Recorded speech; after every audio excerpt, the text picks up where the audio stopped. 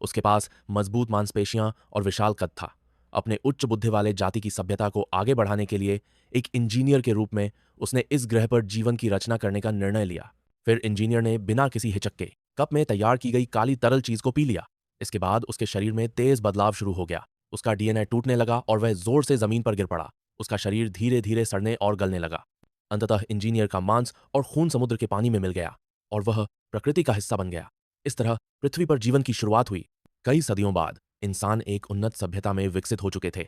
अपने सृष्टिकर्ताओं को खोजने के लिए कुछ लोगों ने भारी धन खर्च कर एक विशाल अंतरिक्ष यान बनवाया और वर्षों की नींद के बाद वे उस ग्रह पर पहुंचे जहां उन्हें अपने निर्माता मिल सकते थे। लेकिन अब वह ग्रह पूरी तरह बदल चुका था और सृष्टिकर्ता जाति विलुप्त हो चुकी थी। तभी एक एंड्रॉयड को एक जीवित इंजीनियर मिला जो अब भी एक स्लीपिंग पॉड में जीवित था। उसे जगाया गया। इंसानों और उनके सृष्टिकर्ता की पहली मुलाकात यहीं हुई। इस मिशन को फंड करने वाले एक बूढ़े व्यक्ति ने, जो बेसब्री से सवाल पूछना चाहता था जैसे इंसानों को क्यों बनाया गया, उनकी जाति क्यों नष्ट हुई, उसने एंड्रॉयड से एक अलग सवाल पूछवाया। अमरता कैसे प्राप्त की जा सकती है?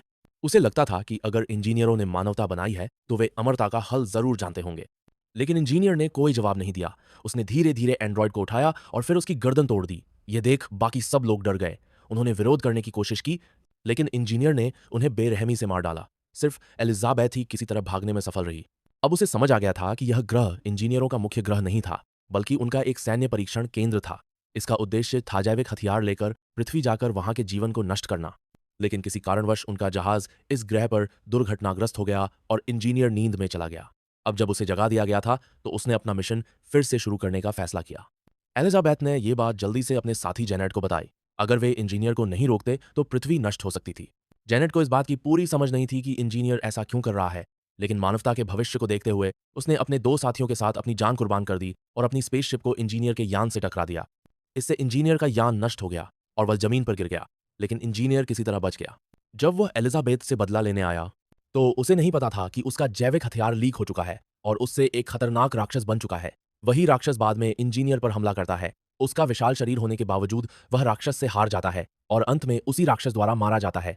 उधर एलिजाबेथ किसी तरह जहाज से बाहर निकल जाती है, लेकिन अब वो बिल्कुल अकेली है और समझ नहीं पा रही कि जिसने इंसानों को बनाया वही उन्हें क्यों मारना चाहता है। जैसे एक बच्चा नहीं समझ पाता कि माँ उसे क्यों मारना चाहती है। वो इस वीरान ग्रह पर ऑक्सीजन खत्म होने का इंतजार कर रही होती है। तभी एंड्रॉयड डेविड, जो मरा नहीं था, केवल उसका सिर बचा था, उससे संपर्क करता है। डेविड बताता है कि इंजीनियर की स्पेसशिप एक ही नहीं, इस ग्रह पर कई और हैं और वह उन्हें नियंत्रित कर सकता है। इसके बाद एलिजाबेथ और डेविड ने मिलकर एक नई स्पेसशिप में उड़ान भरी। लेकिन वे पृथ्वी लौटने के बजाय इंजीनियरों के असली ग्रह की ओर निकल पड़े, इस सवाल का जवाब ढूंढने की, अगर उन्होंने हमें बनाया तो हमें मिटाना क्यों चाहते हैं।